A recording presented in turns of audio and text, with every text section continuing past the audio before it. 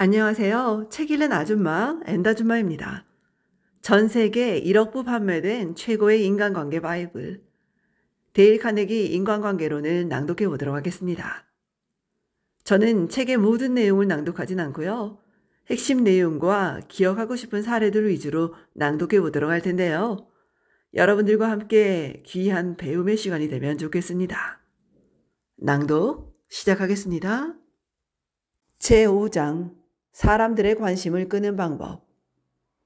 오이스터 베이에 있는 대통령 관저로 시어도어 루스벨트를 찾아가 본 사람이면 누구나 그의 다양하고 광범위한 지식에 놀라움을 금치 못한다. 가말리엘 브래드포드는 이렇게 말했다. 주제가 카우보이든 루스벨트 자신이 이끌었던 기병대든 뉴욕의 정치인 혹은 외교관이든 간에 루스벨트는 할 말이 있었다. 이런 일이 어떻게 가능했을까? 해답은 간단하다.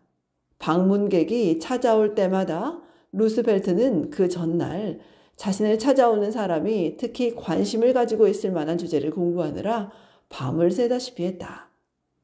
모든 지도자들처럼 루스벨트도 어떤 사람의 마음으로 가는 왕도는 그 사람이 가장 소중하게 생각하는 것에 대해 이야기하는 것임을 알고 있었기 때문이다. 예일대에서 문학을 가르치던 상냥한 윌리엄 라이언 펠프스는 일찍이 이 교훈을 알게 되었다. 그는 자신의 논문 인간의 본성에서 이렇게 말했다. 8살 때 후서토닉강가 스트래퍼드에 있는 리비 린슬리 고모집에서 주말을 보낸 적이 있다. 한 중년 남성이 어느 날 저녁 찾아왔다. 구모와 정겹게 토닥거린 다음엔 내게 관심을 보여주었다. 당시에 나는 보트에 미쳐 있었다. 그분은 정말 재미있게 그 주제에 대해 나와 이야기를 나누었다. 그분이 가시고 난 후 나는 그분에 대한 인상을 쏟아냈다. 대단한 분이시다. 정말 보트에 관심이 많은 분이시구나. 고모는 그분이 뉴욕의 변호사이며 보트에 대해선 전혀 알지 못하는 그 주제에 조그마한 흥미도 없는 분이라고 알려주셨다. 그러면 왜 그분은 내내 보트 이야기만 하셨을까요? 그분이 신사이기 때문이지. 그분은 네가 보트에 관심이 있는 걸 알아차린 거야. 그래서 네가 흥미로워하는 그리고 너를 기쁘게 하리라고 생각하는 것들에 대해 이야기한 거란다. 상냥한 행동을 한 거야.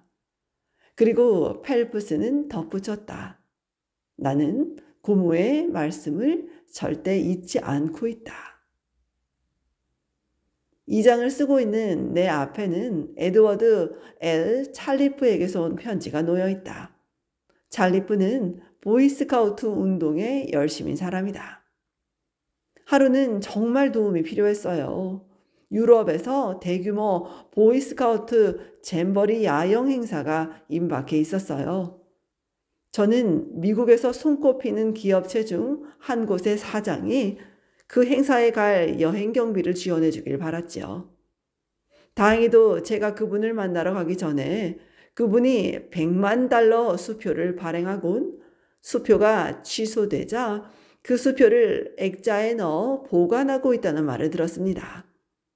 그래서 저는 그분 사무실에 들어가자마자 제일 먼저 그 수표 좀 볼 수 있겠냐고 물었습니다. $100만 수표라니요.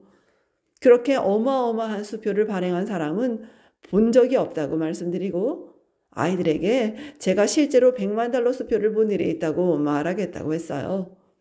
그분은 기꺼이 그 수표를 보여주셨죠. 저는 그 수표를 찬탄하며 바라보곤 어떻게 이 수표가 발행되었는지를 말해달라고 했습니다. 눈치챘겠지만 찰리프 씨는 보이스카우트, 유럽의 잼버리는 물론 자신이 원하는 것에 대한 이야기는 꺼내지도 않았다. 그는 다른 사람의 관심사에 대해 이야기했다. 그리고 결과는 다음과 같았다. 얼마 지나지 않아 제가 인터뷰하던 분이 말씀하셨죠. 근데 절 무엇 때문에 찾아오셨죠? 그래서 저는 제 목적을 말씀드렸습니다. 정말 놀랍게도 그분은 제가 원했던 것을 그 자리에서 당장 그것도 훨씬 많이 주셨어요. 저는 그분께 아이 하나만 유럽으로 보내달라고 했는데 그분은 5명의 저까지 보내주시고 $1,000짜리 신용장을 주시고 무려 7주나 유럽에 머물 수 있게 해주셨어요. 게다가 유럽에 있는 지사장들에게 소개장을 써주셔서 그분들이 우리를 돌봐주셨고 친히 파리까지 오셔서 우리를 구경시켜 주셨어요. 그리고 그 다음부터 계속해서 저희 아이들 중 부모가 안 계신 아이들 몇몇에게 일자리를 주시고 있고요. 우리 그룹에서 여전히 활발한 활동을 하고 계시죠. 저는 알고 있습니다. 그의 관심사를 몰랐더라면, 먼저 그 주제로 분위기를 띄우지 않았다면 지금보다 그에게 다가가기가 10배는 더 어려웠을 겁니다. 이 소중한 방법이 비즈니스에도 적용될 수 있을까? 한번 알아보자. 뉴욕 최고의 빵 제조사 중 하나인 뒤버노이 앤 선스의 헨리 뒤버노이의 사례를 보기로 하자. 뒤버노이 씨는 뉴욕의 한 호텔에 빵을 판매하려고 부단히 노력해왔다. 그는 4년 동안 매주 매니저를 찾아갔다. 매니저가 다니는 사교 모임에도 나갔다. 심지어 호텔에 투숙해서 아예 살기도 했다. 모두가 빵을 팔기 위해서였다. 하지만 실패했다. 인간관계를 배운 후 뒤버노이 씨는 말했다. 그러다가 저는 전략을 바꾸기로 마음먹었습니다. 저는 이 사람이 어디에 관심을 갖는지, 그의 마음을 사로잡고 있는 것은 무엇인지 찾아보기로 했습니다. 저는 그분이 미국 호텔인 연합이라는 호텔 경영자들의 모임에 나간다는 것을 알게 되었습니다. 그분은 그 단체의 회원에 만족하지 않고 넘쳐 흐르는 열정으로 인해 그 단체를 대표하는 회장이 되고 나중에는 호텔인 국제연합에서도 회장이 되셨습니다.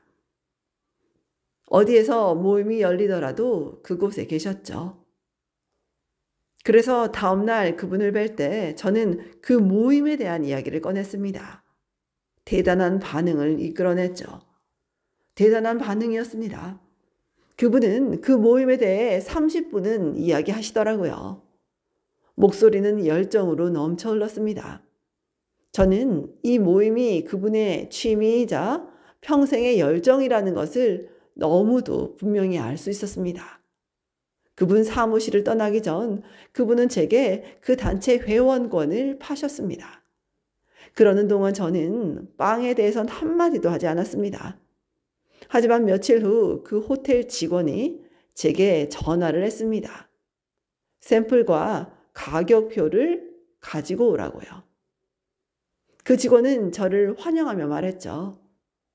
우리 사장님께 무슨 짓을 했는지 알 수 없지만 사장님은 확실히 당신에게 넘어간 것 같아요.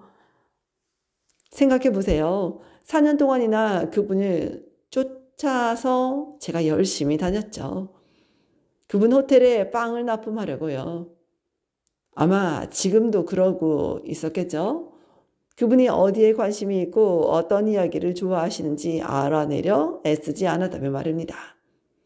따라서 다른 사람이 당신을 좋아하게 만들고 싶다면 5번째 규칙은 다음과 같다. 규칙 5. 다른 사람의 관심사에 맞춰 이야기하라. 지금까지 데일 카네기 인간관계론을 낭독해 보았습니다. 엔다주마였습니다. 좋은 날 되십시오, 여러분. 들어주셔서 감사합니다. 행복하시고 사랑합니다.